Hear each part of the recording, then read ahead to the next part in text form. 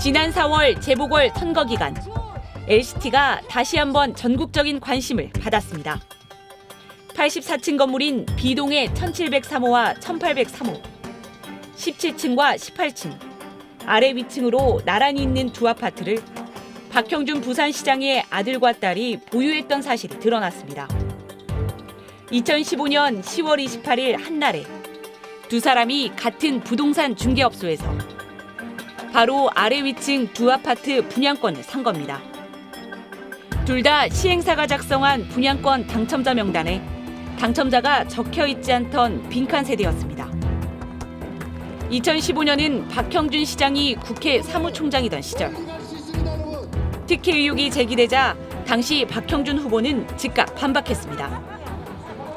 지난 2015년 아들과 딸이 부동산 중개업소를 통해 분양권을 샀을 뿐 특혜는 전혀 없었다고 했습니다. 이른바 분양권 프리미엄, 즉 웃돈은 각각 700만 원, 500만 원씩 줬다고 밝혔습니다. 당시 미분양이 많던 상태에서 분양권 웃돈 500만 원 수준은 일반적인 거래였다고도 했습니다. 미분양된 상태가 많았고 분양권을 내놓은 사람들이 많았고 또 그 분양권도 제 아들이 산 곳 같은 경우는 저층이었기 때문에 프리미엄이 그렇게 높지 않았습니다. 저층이어서 분양권 프리미엄이 그리 높지 않았다. 사실일까? 스트레이트는 LCT 분양 업무를 대행했던 회사 직원들을 만나봤습니다. 분양 대행사 직원들은 박 시장 아들과 딸이 구입한 17층과 18층은 선호도가 매우 높았다고 말했습니다. 18층에 올라가 보시면 사무라인 B동 사무라인 올라가 보시면 압니다. 그게 워터파크하고 정원이 다 한눈에 보이고요. 해운대 백사장하고 조선비치도 보이고 그 바닷가 조명도 다 보입니다. 그러니까 너무 올라가 보면 밑에 사람들이 점으로 찍힐 거 아닙니까? 그런 거는 큰 뷰가 아니거든요. 18층, 17층 요 그런 뷰들이 다 보이는 거죠. 뷰로 따지도 그쪽이 제일 좋은 겁니다.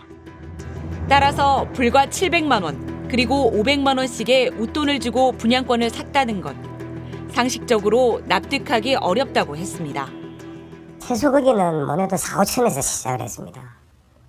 다른 거는 500에서 1000만 원 안으로 해가지고 뭐 2층까지 할 수 있어서도 처음부터 움직였던 거는 B동 사무라인이 20층 이하로는 그렇게 4천에서 5천이 움직였던 거예요. 분양 대행사 직원들은 당시 이영국 회장의 지시로 당첨자들에게 연락해 100개 이상의 분양권을 다시 구입했다고 했습니다. 전매를 통해서 돈을 벌기 위해서 한 거죠. 당첨 걸 사서 피를 주고 프리미엄이라는 걸 주고 그럼 팔면은 이문이 남으니까 그래서 이제 그런 욕심에서도 했죠. 이들은 당시 분양권 거래 금액을 실제보다 축소 신고하는 일도 많았다고 했습니다. 그때는 마이너스 계약하는지 그냥 뭐 관례상 되어 있었습니다. 그래서 저도 1억으로 주고 샀다 하더라도 신고는 1000만 원밖에 안 할 수 있어요. 왜냐하면 양도소득세가 뭐 40%, 50%까지 나오니까. 뭐 5천만 원이라도 5천만 원 다 신고해버리면 2,500, 3천밖에 못 받고 가니 딜을 할 수 있겠죠. 그럼 4,500만 더 신고는 500에 하자. 박형준 시장의 아들과 딸은 정말 웃돈 700만 원과 500만 원의 분양권을 샀을까? 스트레이트는 박 시장의 아들과 딸에게 분양권을 팔았던 이모 씨와 허모 씨를 직접 수소문해봤습니다. 이 중 박 시장 아들에게 분양권을 판 이모 씨의 연락처를 확보해 여러 차례 전화하고 문자도 보냈습니다. 하지만 답하지 않았습니다. 이모 씨가 살고 있는 주소지로도 가봤습니다. 지은 지 꽤 오래돼 보이는 단독주택이었습니다. 초인종을 눌렀지만 아무도 없는지 전혀 응답이 없었습니다. 2015년 당시 박 시장 아들과 딸의 분양권 거래를 모두 중개한 부동산 중개업소를 찾아가 봤습니다.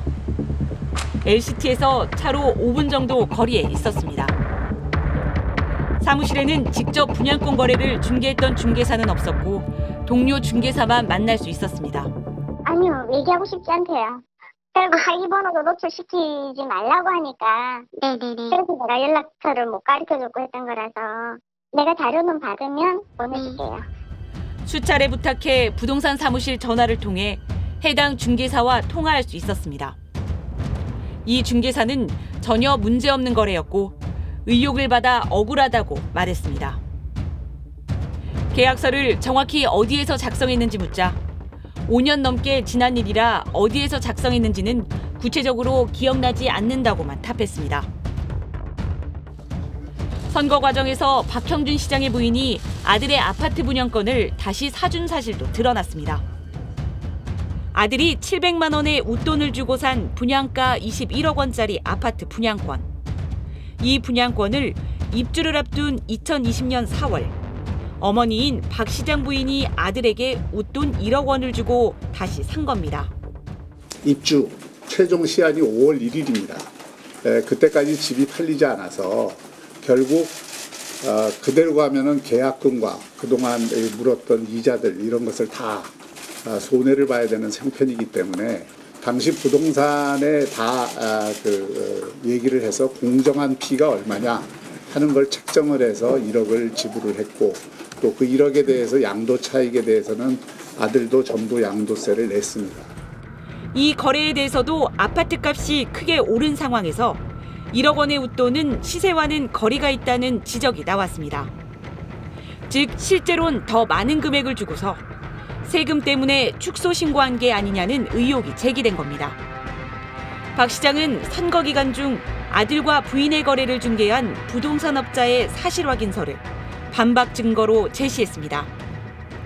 1억 원의 웃돈에 정당하게 계약했다는 확인서였습니다. 이 중개업소로 직접 찾아가 봤습니다. 아무 문제 없는 정상 거래였다는 설명입니다.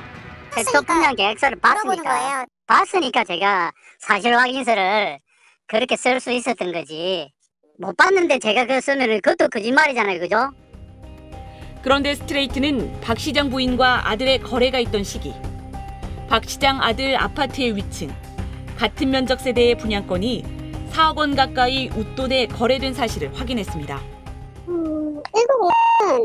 이것도 그 당시에 매물이 나왔었던 물건이에요. 세금 거래는 3억 8천 거래라고 돼 있어요. 그렇죠. 신고를 했는지 그 부동산이 했는지는 잘 모르겠지만 스트레이트는 박형준 시장 측에 2015년에 있었던 아들과 딸의 분양권 거래 계약서, 2020년에 아들과 부인 사이의 거래 계약서를 공개할 용의가 있는지 문의했습니다. 이에 대해 박 시장 측은 전혀 문제없는 계약서지만 개인 간 사적인 거래 계약서를 언론에 공개하긴 어렵다고 밝혔습니다. 대신 박 시장 아들이 700만 원의 웃돈만 주고 산 증거라며 분양권을 판 이모 씨에게 700만 원을 송금한 내역을 공개했습니다. 당선 직후 박형준 시장은 부인은 아무런 의혹 없이 LCT 아파트를 구입했지만 시장으로서 초고가 아파트에 사는 게 부적절하다며 곧 처분하고 이익금은 기부하겠다고 밝혔습니다. 어민들 정서에 맞지 않는 집에 산다는 도덕적 비판에는 제가 일정하게 수긍을 하기 때문에 머지않은 시점에 이 LCT를 제가 저기에 처리를 하겠습니다. 그리고 거기서 만일 어떤 남는 수익이 있다면 그것은 다 공익을 위해 쓰겠다는 말씀을 드립니다. 현재 박 시장이 거주 중인 부인 보유 LCT 아파트 시세는 50억 원에 달할 걸로 추정됩니다. 지난 2006년 11월 해운대 관광리조트 개발사업구역이 지정되며 LCT 사업에 막이 올랐습니다. 민간 사업자로 LCT가 선정된 뒤 2008년 국토부는 관광시설만 들어설 수 있던 규정을 바꿔 50층 이상 주거시설을 허용했고 2009년엔 부산시가 고도 제한도 풀어줬습니다. 고도도 높이도 60m로 제한돼 있었고 아파트도 들어설 수 없는 건물에 411m 무려 몇 배, 한 7배 정도의 건물이 들어서고 이제 용도도 아파트는 들어설 수 없는데 아파트가 들어섰지 않습니까? 첫 삽부터 특혜 논란으로 출발해 반복된 특혜 분양 의혹. 두 차례 검찰 수사는 그 의혹을 해소하지 못했습니다. 그리고 시민단체는 두 차례에 걸쳐 LCT 수사를 담당했던 검사 10여 명을 직무유기 혐의로 공수처에 고발했습니다. 검찰로서는 차명으로 받았을 가능성을 염두에 두고 수사를 하는 것이 일반적입니다. 근데 그럼에도 이게 그 명단에 직접 유력 인사들 이름이 없다라고만 발표를 했을 뿐 그 사람들과 유력 인사들이 어떤 관계에 있는지를 제대로 수사하거나 살펴본 흔적도 찾아볼 수가 없었고, 이게 과연 수사를 하려는 의지가 없어서 이랬던 건 아닌지 의심이 되는 거죠. 인허가 비리와 특혜 분양, 그리고 검찰의 봐주기 수사 의혹까지 LCT는 의혹도 수사도 아직 현재 진행형입니다. 과연 이번에는 제대로 된 수사를 통해 진상규명이 이루어지는지 스트레이트도 계속 지켜보겠습니다.